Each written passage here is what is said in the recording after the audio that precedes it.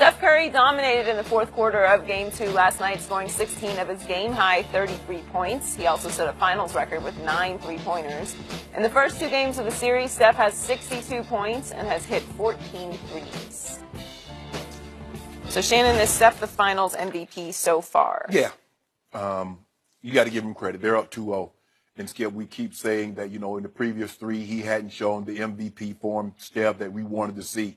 But now he's averaging 31. He's averaging 7 threes a game. He's also averaging 8.5 assists, 6.5 rebounds. So, hey, if it was 1-1, Bron could have a compelling argument. He could. 40 points, 10.5 rebounds, 8.5. If it's 1-1, it's LeBron. Yeah. No. But after seeing what Steph is doing and how he's doing it, this is the Steph that we see in the regular season that we haven't seen as consistently in the finals. Well, now he's putting it together.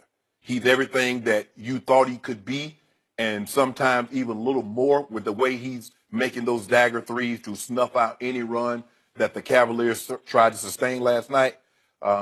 Yeah, for me, it's not even close. It's Steph Curry. They're up 2-0. He's over 30 points a game, 8 assists a game, over 6 rebounds a game. Yeah, it's Steph Curry, and it's not even close. He actually looks like the best player on the team currently. Okay. So I did predict that Steph would be the MVP of this series, but it would go 7. Golden State would win at home in Game 7.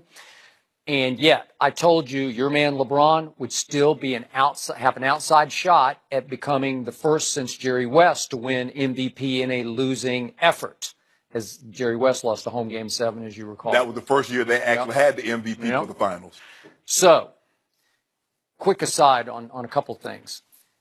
What shocked me was it took Steph Curry 20 finals games to hit 9 threes, to break Ray Allen's record, because 16 times in regular season games, he's made 9 or more threes. So this isn't like a big new deal to him. He's done this a bunch of times before. That's how great a shooter is. And he made 12 in a game or 13 or something. I think he might have the record now. Yeah, and he also had the record last night for attempts. He shot 17 times from 3. Got no problem with that. So that was number 1. And then number 2, it's interesting that after 2 games, he's I think by all accounts, the leader for Finals MVP. Yeah. And yet in Game 1, as I've mentioned a couple times, in overtime, he played all 5 minutes, went 0 for 1 and scored 0 points. Wow, that's interesting. His team won 17-7, but he didn't have much to do with that, right? And that was the turning point of the series so far. So here's my gut feeling about Steph Curry. And I thought it was very interesting what Draymond said after the game last night. That they're already, it feels like an all-star game where the hometown guy, everybody in the locker room says, let's let Magic win this one at home, whoever it is. I've been in all kinds of all-star games where somebody said, I was Anthony Davis in New Orleans had 50 points and like 42 of them dunks. I was at an all-star game in Seattle in which everybody said on the West, let's make Tom Chambers the MVP. Tom Chambers? Yeah. And he won it.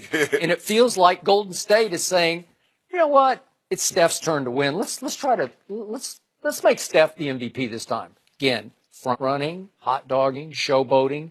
It's over the top, overconfidence to me, but maybe they can back it up. So that's Draymond said after the game last night. It looks like Steph's lining himself up for something great if we continue to win. Right. Well, who would say that after 2 games? You're only halfway home if you're going to sweep, right? Right. Well, what team would say that about a team? What teammate would say that about a star of the team? Looks like he's lining up, right? Isn't that true? Yeah. Right. I mean, but now you just accept it as, oh, that's just who the Warriors are. Well, I guess. I hope Cleveland's accepted this. We've never seen anything like this. I mean, Steph is averaging 31. KD is averaging 26. Clay is averaging 22. KD is averaging 26, 9, and 6. I mean, so it's historically, as historic as LeBron is playing, and that game was epic, there's a reason. Because you think about it, Skip, no other player had ever scored 50 points and lost the finals game. So that just tells you how, because normally that's deflating. Everybody can't withstand an onslaught like that, especially because normally when teams have these historic, a player have this historic number. You remember Michael's 55 against, I think it was 55 against Phoenix.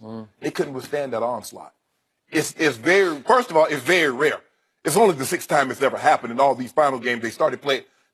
You got to go back to the 50s. They started playing finals games, Skip. So it's not like something that we see normally. We've seen a lot of 50-point games in regular playoff games, but not in the finals. And for LeBron to lose, but when you got one guy averaging 31, 8, and 6, the other guy averaging 26, 9, and 6, and the other guy averaging 22. Well, unless LeBron's going to give you 55, 15, and 15, and Kevin Love's give you 20 and whatever, it's hard to compete with that. Yeah, this is the same Steph Curry that I've reminded you many times has never lived up in the postseason to his regular season greatness, in which he's won, obviously, 2 regular season MVPs. Yeah. During regular seasons, his PER on average has been 28, which is very high. During the playoffs, including these 2 games of the finals, his PER over his career is 24. That's a huge drop of 4 points in PER. So he's never been that guy in the postseason. And I will never forget what happened to Steph Curry as the Golden State Warriors were blowing the 3-1 lead to your Cavaliers in 2016, because in games 5, 6, and 7, he was, by his standards, by 2-time MVP standards, he was horrendously bad. He shot 37% from the field, 36 from 3 when he makes about half of his threes usually. And in the fourth quarters of those 3 games, he shot 6 for 20, 3 for 12 from 3, and made 0 free throws. In the fourth quarter of those 3 games, with the season teetering, you're about to crumble and blow a 3-1 lead, and that's your 2-time MVP, and tell me he didn't come up even smaller than 6'3" in those games. Well, he didn't play well. He definitely did not play well in games 5, 6, and 7. But I think the thing is different this time around, Skip, is that he's playing with a lot more confidence. And you look at the way he's shooting the ball. Yeah, he's a different. His mentality is different, and he knows. Maybe in those games, Skip, he felt that if I don't do it, no one's going to get it. It's going to get done, and he put a lot more pressure on himself than really needed to be there. Yep. He can relax now because remember, he was 6 of 18 going into the fourth quarter, and his teammates were shooting 70%. He had a 10-point lead, so now he can come out there and he sees that first one goes in. When that first ball goes in for him, he's like, okay. And that was a big shot. That was a touche shot on LeBron. Yep. But again, they're still up 7, and that put them back up 10. So it's not like it's tied and you went back up 3. It wasn't tit for a tat. Well, I think the thing it's just such a huge momentum swing because that's one. It's kind of like skipping football. Okay, you had a lead. Okay, the team scores, and then guess what? You find a way to answer their score, and the lead is back to what it originally was. But the team was hoping that by us getting a touchdown, it would deflate you. You go 3 and out, and now all of a sudden we get back on the field with a chance to tie you. Kind of like Pittsburgh, Jacksonville. Jacksonville had that big lead, and here come Pittsburgh, and then guess what? Jacksonville answers back and closes the door. So that's what Steph Curry did, and that's what they do a lot, Skip. You make these runs, you're like, yeah, we right there. And then Steph says, no, you're not. Or KD says, no, you're not. Clay says, no, you're not. And it went from 10 to 7, back to 10, back to 7, to 13, 16, 19. Okay, what timeout? Okay, come on over here and sit down with us. Bro. By the way, you didn't mention that Jacksonville didn't win up to Foxborough to play, and they have the lead in the fourth quarter. We got this. We got this.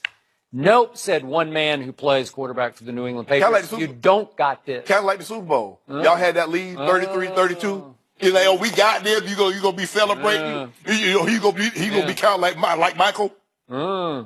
Yeah. Oh, no. Oh, Foles said no. Nick Foles. Nick Foles like this here. Best quarterback in football. football. I'm going to Disneyland. They'll be best quarterback in football, lady Skip. Yeah. That's what you said? That's what I know. He's the best quarterback for the Eagles. No. He's the best quarterback in the NFL. Oh. Yeah. Will Shannon give LeBron another A+ for his performance last night? We'll discuss that next.